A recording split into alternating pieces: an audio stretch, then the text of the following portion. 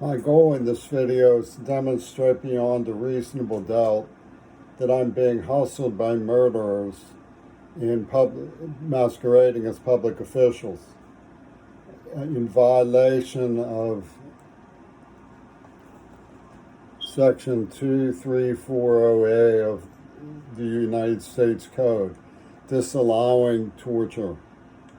These murderers have stalked me for 60 years and kept me in isolation, refused me property, family, education, all of which is against the law, while poisoning me repeatedly, leading to severe neurological injuries, tremors, deafness, glaucoma, gum disease, and other insidious, irreversible injuries.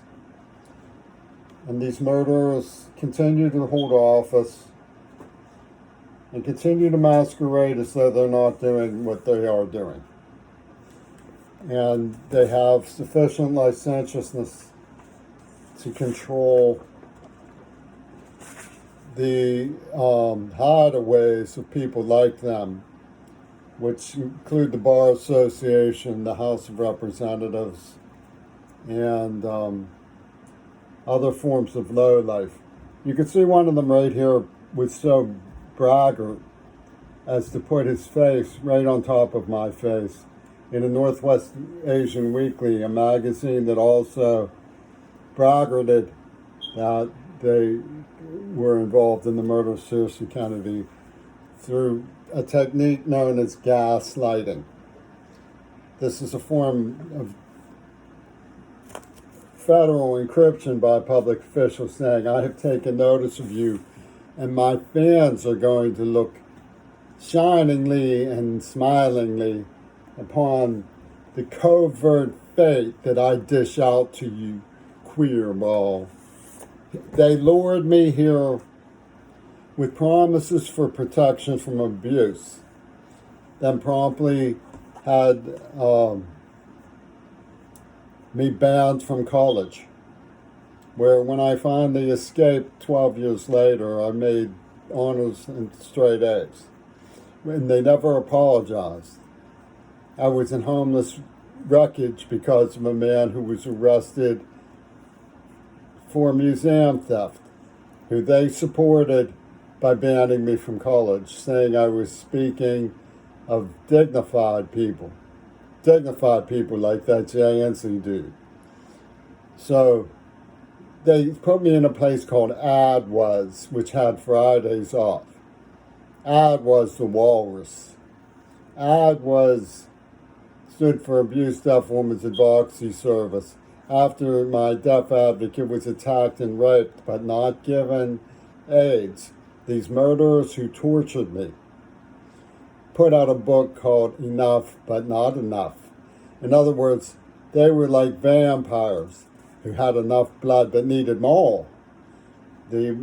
Now, take a look at what really motivated. They say it's not mental health in Seattle Art Museum.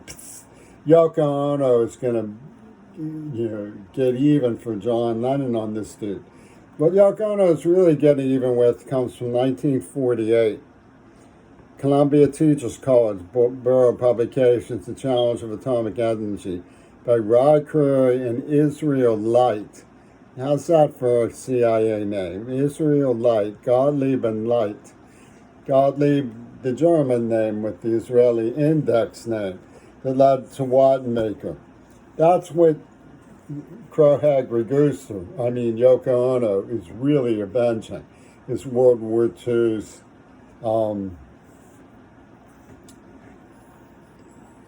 Hiroshima bombing.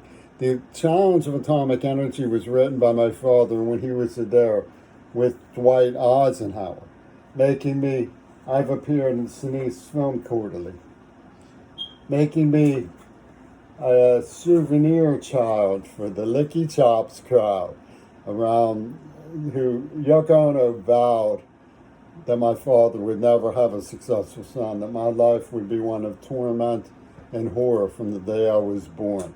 She was behind planting the script on me that these brothers of evil have justified as allowing them to torture me, allowing them to violate my rights, to poison me, to keep me out of school, and then to laugh and call themselves friends.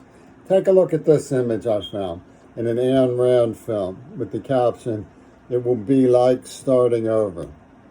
It will be like starting over. See how she has her hands? See, these people trace back to Diaghilev, the ballet dancer. So they use not just sign language, but they use body language that is ballet symbolic. Clasping hands over their ears from the Hiroshima blast. And she looks like Gail Burstyn. That's how she makes her eyes a little Asiatic there. The name on the script. It will be just like starting over.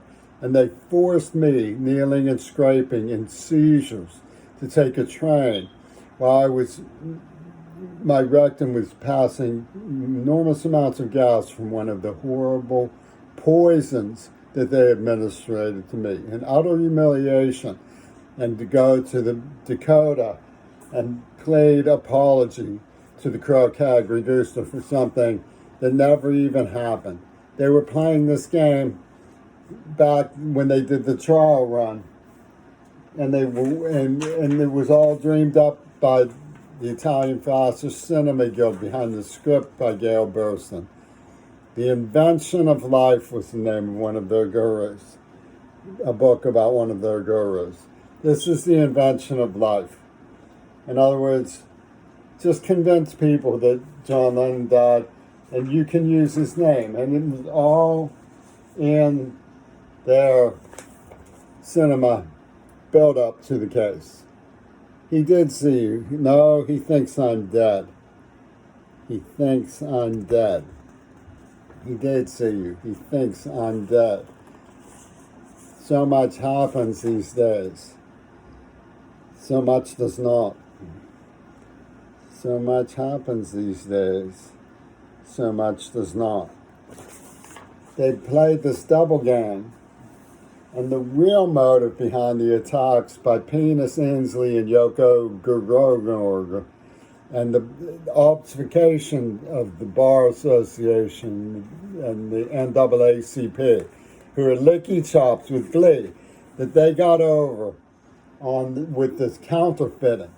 A counterfeiting of a whole society's idea of reality, which they mask behind denials that they're not really playing this game. The birthplace of fascism was also a notorious den for counterfeiting and Italian fascist cinema. The real motive in this is to get even for Hiroshima. That's the real motive.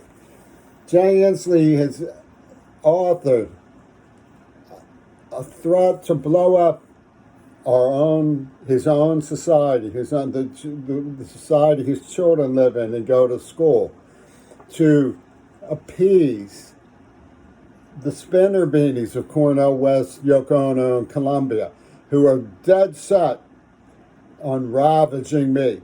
Their minds are caked with hatred for the idea of a little white boy who tried to go to school even after he was deaf. It drives them crazy. They throw themselves on the floor and rip the carpet to shreds.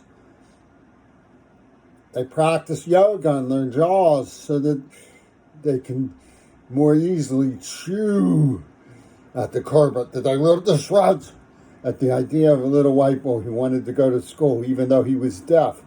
It drives Cornell West berserk. He throws himself to the floor and rips the carpet to shreds. Jay Inslee goes bananas at the idea of it. The idea that a person's hard work would be compensated. Instead, he poisons you in the mouth. And he gives you Parkinson's disease. And he gaslights you through the newspapers. He says public officials just do that. That's what you get for speaking out against Hitler, Reagan.